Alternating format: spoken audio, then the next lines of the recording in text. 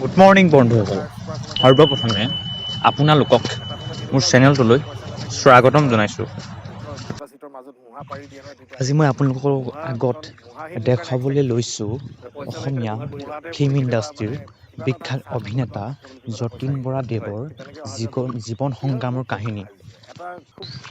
তেখেতে নিউজ লাইভৰ সাংবাদিক নিপ কুমাৰ বৰুৱাৰ এটা ইণ্টাৰভিউত কিদৰে তেখেতৰ জীৱন সংগ্ৰামৰ কাহিনী কৈছে মই আপোনালোকক দেখাইছোঁ।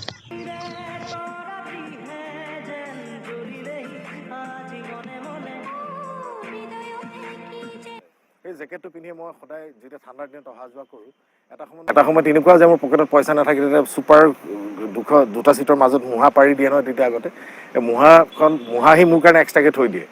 পইচা নাই কাৰণে মুঢ়াতে বহি কেতিয়াবা মানে কিবা এটা তাক চাহ খাবলৈ বা ভাত খাবলৈ কিবা এটা পইচা আহি লয়, সি তেনেকৈ অহা যোৱা কৰোঁ। কি হয়, মোৰ খুব ভাল জেকেট বুলি ক'লে মোৰ এটাই জেকেট আছিল, হোৱাইট কালাৰ জেকেট এটা। সেইটো কোনোবা চিনেমাটো ওলাইছে, হিয়া দিয়া নিয়াটো সেই জেকেটটো মই ইউজ কৰিছিলোঁ। হিয়া দিয়া নিয়াৰ যিটো মিঠা মিঠা আজি না না না না, সেই জেকেটটো চালে গম পাব, হোৱাইট কালাৰ এটা জেকেট।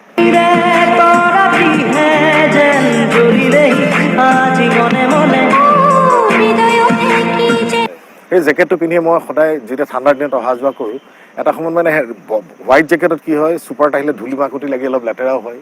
সি কেতিয়াবা কয় যে এই দাদা আপুনি এটা জেকেটে পিন্ধি আহি আছে, এইটো নতুনকৈ চিৰিয়েল টিৰিয়েল কৰিছে, মানুহক বেলেগ বেলেগ হেৰি কৰিব লাগে, সেই তেনেকুৱা ধৰণৰ কথা কিছুমান কয়। বাছৰ হেণ্ডিমেনে সি যেতিয়া কয়, মই ঠিক আছে দে, নেক্সট পইচা পালে ভাল জেকেট এটা ল'ব লাগিব।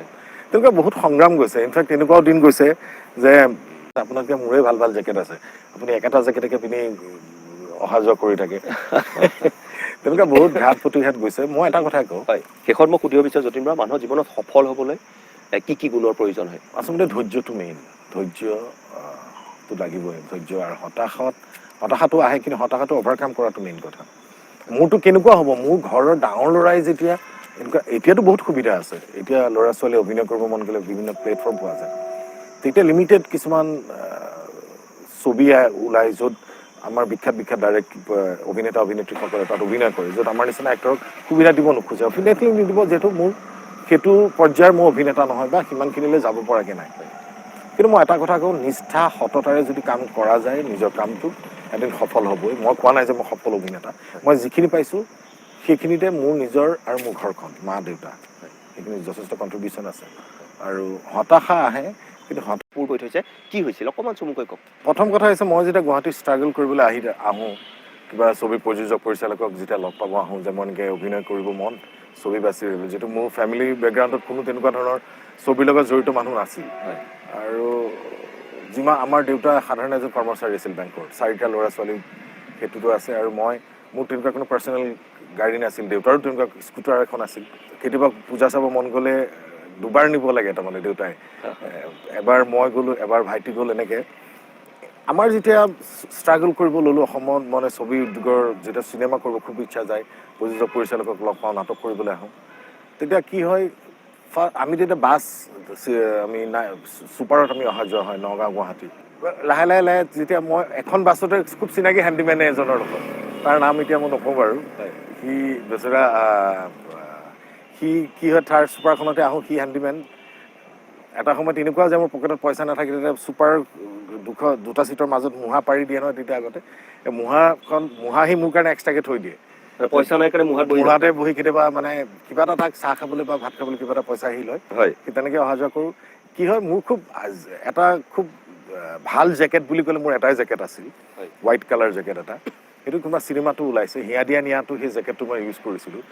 হিয়া দিয়া নিয়াৰ যিটো মিঠা মিঠা আজি না না না না, সেই জেকেটটো চালে গম পাব, হোৱাইট কালাৰ এটা জেকেট।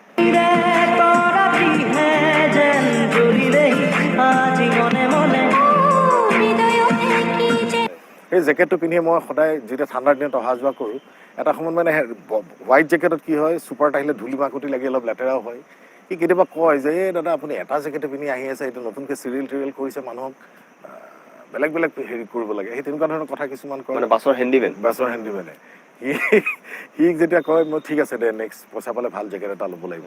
তেনেকুৱা বহুত সংগ্ৰাম গৈছে। ইনফেক্ট তেনেকুৱাও দিন গৈছে যে আমি যেতিয়া প্ৰথম মই ভ্ৰাম্যমান থিয়েটাৰত গৈছিলোঁ তেতিয়াতো আমাক IB বা চাৰ্কিট হাউচ বা ভাল হোটেলত আমাক নিদিয়ে প্ৰথম গৈ আমি স্কুল ঘৰটো চাওঁ আমাক থাকিবলৈ স্কুল ঘৰত দিয়া হয় গৈ আমাৰ এটা কাম হয় মোৰ কাৰণে ঘৰৰ ডাঙৰ ল'ৰা দেউতা মাৰো এটা টেনশ্যনত থাকে যে এই ঘৰৰ ডাঙৰ ল'ৰা হৈ পেলাই এইটো কি লাইন লৈছে যিটো মোৰ ঘৰৰ চিনেমা চিৰিয়েলৰ বা এই লাইনটোৰ প্ৰতি একোৱে তেওঁলোকৰ সম্যক জ্ঞান নাই ভয় খায় ঘৰৰ ডাঙৰ ল'ৰা এটা এনেকুৱাও দিন গৈছে জীৱনত প্ৰথম ছবিখন অভিনয় কৰিছিলোঁ উত্তৰকাল তাত মিনিমাম কিবা এটা পইচা পাইছিলোঁ তাৰপিছত ঘৰৰ ওচৰত ল'ৰাবিলাকে বিহু পাতিছে ৰছীত বহি লৈ আহিছে লৈ আহি পেলাই কৈছে দেউতা আগফালে বহি আছে যতীন দা আছে নাই কৈছে কিয় আমি চান্দা বিচাৰি আহোঁ এই কি ক'ৰ পৰা চান্দা দিব ই মোৰ পকেটৰ পইচা লৈ আহি চলি আছে ই ক'ৰ পৰা চান্দা দিব চিনেমা কৰিছে সিহঁতে কৈছে দাদাই চিনেমা কৰিছে যেতিয়া পইচা দিব পাৰিব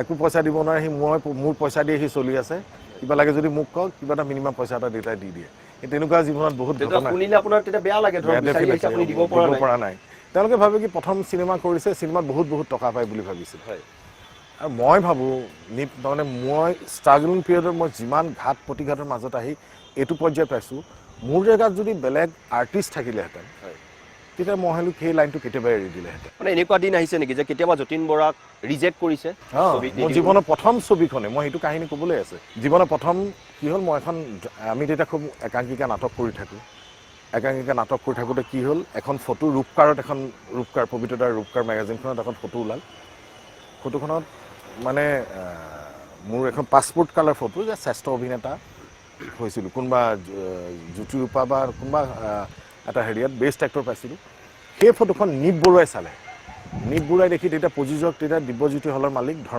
ধৰ্ম প্ৰডাকশ্যন এই প্ৰডাকশ্যনৰ প্ৰডিউচাৰক হলৰ মেনেজাৰ তেতিয়া নগাঁৱৰ দিব্যজ্যোতি হলৰ মেনেজাৰক মোৰ ঘৰলৈ পঠিয়াই দিলে যেনেকৈ মই কি হ'ল দাদা কৈছে তোমাক নীপ বৰুৱাই বিচাৰিছে মোৰতো একদম আচৰিত বা নীপ বৰুৱাই মোক বিচাৰিছে কিমান চনৰ কথা এইটো 80s নীপ বৰুৱা মই নহয় কিন্তু জনপ্ৰিয় ছবি পৰিচালক নীপ বৰুৱাৰ কথা নীপ বৰুৱা যি বৰুৱা যোনেই যাক আমি অসমীয়া ছবিৰ এটা বৰুৱা ফেমিলি বুলি যাক কোৱা হয় নীপ বৰুৱা ফেমিলি দীপেন বৰুৱা ৰমেন বৰুৱাহঁতৰ ফেমিলি নীপ বৰুৱা বিখ্যাত ছবি দিছে সেই নীপ বৰুৱাক যেতিয়া মোক মাতি পঠাইছে মই প্ৰথম আহিছোঁ জ্যোতি চিত্ৰবনত মোক তেতিয়া দেউতাই মোৰ লগত আহিছিল আমাক এম্বেচাডৰ দি লৈ আহিছে দেই এম্বেচাডৰ দি লৈ আহিছে দেউতাই একদম বেংকৰ কৰ্মচাৰীক কৈ আহিছে যে ল'ৰাই চিনেমাত সুবিধা পাইছে বোলে এতিয়া দেউতাই লগৰ মানুহখিনিকো চাহ তাহ খুৱাইছে এম্বেচাডৰ লৈ আহিল তাৰপিছত প্ৰথম জ্যোতি চিত্ৰবনত আহিছোঁ ময়ো লগৰ ল'ৰাৰ লগত পাৰ্টি চাৰ্টি দিলোঁ চিনেমাত মোক বিচাৰিছে নীপ বৰুৱাই যে তাৰপিছত আমি আহিলোঁ গুৱাহাটীত প্ৰথম বাছেদি লৈ আহিলে তেওঁলোকৰ এম্বেচাডৰ এখন আছিল প্ৰযোজকৰ আহি লৈ আহিলে আহি মই খালি এটা শব্দ শুনিছোঁ নি মোক দেখি পেলাই চেহেৰাটো আচলতে সেই ফটোখন চাই আৰু মোৰ চেহেৰাটো চাই তেতিয়া নীপ বৰুৱাই এটা কথা কৈছে অৱশ্যে হয়ো তেওঁ ডাইৰেক্টৰ হিচাপে ক'বই যে কি ল'ৰা লৈ আহিলি এইটো চাকৰ কৰাৰে যোগ্য নহয় এনেকুৱা ধৰণৰ শব্দ এটা যেতিয়া কৈ দিলে মোক কাণত পৰিছে প্ৰথম আপুনি অভিনয় কৰিবলৈ আহি পৰিচালকৰ পৰা কি শুনিছে সেই কি এক্টৰ ল'ৰা লৈ আহিছে এইটো চাকৰ কৰিবলৈ যোগ্য নহয় এনেকুৱা ধৰণৰ শব্দ এতিয়া যেতিয়া ক'লে মোক কাণত পৰিছে মই কিন্তু দেউতাক কোৱা নাই তাৰপিছত আমাক এতিয়া নীপ বৰুৱাই কৈছে হ'ব ফটো দুখনমান তুলি পঠিয়াই দিয়ে অৱশ্যে নীপ দাৰ গাতো দুখ নাই যিহেতু চৰিত্ৰটোৰ লগত মই খাপ নাখাওঁ চাগে মই শুনিছোঁ যদি মই তেতিয়া প্ৰথম জ্যোতি চিত্ৰবনত ভৰি দিছোঁ বা সেইটোৱে জ্যোতি চিত্ৰবন মোক ক'লে তেতিয়া প্ৰডাকশ্যন মেনেজাৰক ক'লে আৰু প্ৰযোজকক ক'লে তাক যাব দিয়া যেতিয়া দৰকাৰ হ'ব আমি মাতি পঠিয়াম মোক যেনেকৈ একদম এম্বেচাডৰ দি উঠাই আনিলে আনাৰ পিছত পঠিয়াই দিলে এখন বাছত গণেশগুৰিৰ পৰা আহোঁতে এম্বেচাডৰ যাওঁতে মোক এখন নাইট ছুপাৰত উঠাই দিলে তেতিয়া নাইট ছুপাৰত ছিট আছিল এটা ছিট মই দেউতাক বহুৱালোঁ মই সিদিনা দুখ লাগিছিল যে দেউতাক লৈ আহিলোঁ দেউতাই কিন্তু গম নাপায় মোক যে কেঞ্চেল কৰিলে বুলি মই দেউতাক কোৱা নাই যেতিয়া মই গম পাইছোঁ যে মোৰ দ্বাৰা এইটো কেৰেক্টাৰ নহ'ব তাৰপিছত যাওঁতে উভতি যাওঁতে খুব দুখ লাগিছে চ' তেতিয়া নাইট ছুপাৰৰ কেবিনত যে থাকে এনেকুৱা ওখ ইঞ্জিনটোৰ হেৰিত বহিব পাৰি তাতে বহি মই গৈ আছোঁ জীৱনৰ প্ৰথম ছবি এটা লগ পালোঁ লাজ লাগিছে দুখ লাগিছে জীৱনৰ প্ৰথম ছবিখনতে মোক কেঞ্চেল কৰাৰ নিচিনা হ'ল কিন্তু মই ভাগি পৰা নাছিলোঁ হতাশ তেতিয়া আহিছিলে কিন্তু মই নিজকে যেতিয়া মোৰ দেউতাৰ এখন চাইকেল আছিল চাইকেল এখন চলাই মই গৈ থাকোঁ নিজৰ চাহটো প্ৰতিবিম্বটোক চাওঁ চাই নাই মই আৰু আগবাঢ়িব লাগিব মোৰ কি মাইনাছ পইণ্ট সেইখিনি মই ঠিক কৰিব লাগিব চ' প্ৰতিবিম্বটো চাই কেতিয়া এনেকৈ গৈ থাকোঁ যে চাই গৈ থাকোঁ মই হতাশা আহিছে যদি মই নাই আৰু আগবাঢ়িম। সপোনটো সপোন আছে, মই এক্টৰ হ'মেই। হয়, ছবিয়ে হওক বা হেৰিয়ে হওক, অভিনেতা হ'মেই।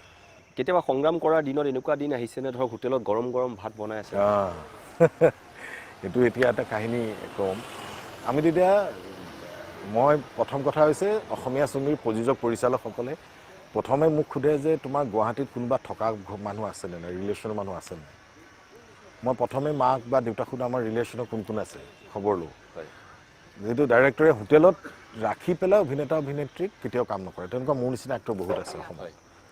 চ' মই মানুহ বিচাৰোঁ, ফেমিলি মানুহ বিচাৰি পেলাই থাকোঁ। কেতিয়াবা ষ্ট্ৰাগল কৰি থাকোঁতে খুব খাব মন যায়, মিনিমাম পইচা এটা পাওঁ। তেতিয়া কলিতা হোটেল বুলি এখন আছে চানমাৰীত। কলিতা হোটেলত তেতিয়া আমি ৰেডিঅ'ত নাটক কৰিবলৈ মই তেতিয়া জাষ্ট এক্সাম দিছোঁ, ৰেডিঅ'ৰ এক্সাম দিছোঁ বা সৰু সৰু নাটক কৰোঁ তাত চেক দিয়ে, কিন্তু লগৰ ভাত খাব মন যায়। হোটেলত যেতিয়া গৰম গৰম ভাত দেখি থাকোঁ, মানুহবিলাকে খাই থাকে একদম ধুনীয়া ধুনীয়া মাটন লৈ চিকেন লৈ খাই থাকে, তেতিয়া চাওঁ মানে দেই মই যেনেকৈ ভাত খাব পাৰিলে নে ক'ব বেয়া লাগিছে কিছুমান কথা। সেই কিছুমান ষ্ট্ৰাগল জীৱনত বহুত তেনেকুৱা গৈছে। যদি এতিয়া বহুতে আমাৰ অনুষ্ঠান চাই আছে, আপোনাৰ কথাখিনি অনুপ্ৰাণিত হৈছে, আপুনি সেইসকলক কি ক'ব যিসকলৰ মনলৈ এতিয়া হতাশা আহিছে, জীৱনত এইটো হ'ব নোৱাৰিম নেকি, সপোন দেখিছে খেদি খেদি গৈ কিন্তু পৰা নাই? মোৰ নিজৰ জীৱনৰ ক্ষেত্ৰতো গৈছোঁ। জীৱনৰ প্ৰথম ছবিখন কেনেকুৱা লাগিব, মোৰ দেউতাক লৈ আহিলোঁ, দেউতাই লগৰ বন্ধুসকলক হেৰি কৰিলে, ল'ৰাই চিনেমাত চান্স পাইছে। মই এইটো ক্ষেত্ৰত মই নিবৰুৱাক দুখ নিদিওঁ, কিন্তু মই কৈছোঁ হয়তো মোৰ কিবা এটা মাইনাছ পইণ্ট আছে, নহ'লে ইমান ডাঙৰ ডাইৰেক্টৰজনী কথাটো কিয় ক'ব পাৰিলে। লাহে লাহে যেতিয়া মই আগবাঢ়িম, মই ভাগি পৰা নাই।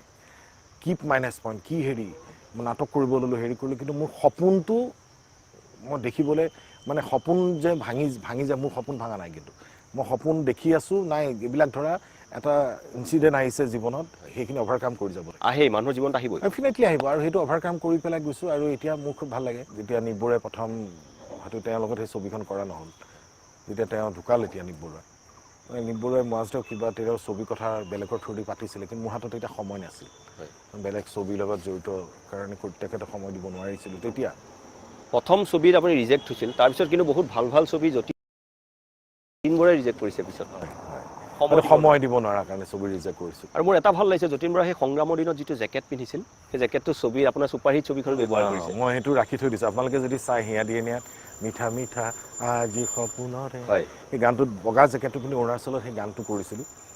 সেই বগা জেকেটটো দেখিলে দৰ্শকে গম পাব, সেইটো মোৰ ভাল জেকেট বুলি ক'লে মোৰ সেইটো জেকেটেই আছিল, একদম পুৰণা জেকেট। কেতিয়া কিনিছিল? সেইটো 70s কিনা জেকেট, নগাঁৱতে কিনিছিলোঁ।